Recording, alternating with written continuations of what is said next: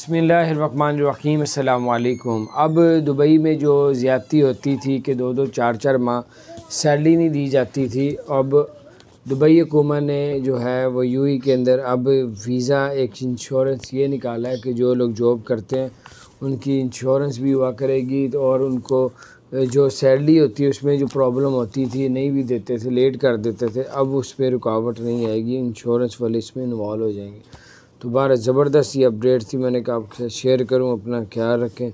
अल्लाह ताला आप सबको और हम सबको अपने हिफ्ज़-ओ-मान में रखें। चैनल को सब्सक्राइब नहीं किया तो ज़रूर सब्सक्राइब कर दें, बेल आइकन को भी प्रेस कर दें ताकि नई सी अपडेट्स आप तक पहुँचती रहे। अस्सलामु अलैकुम वरहमतुल्लाहि वबरकातुहू।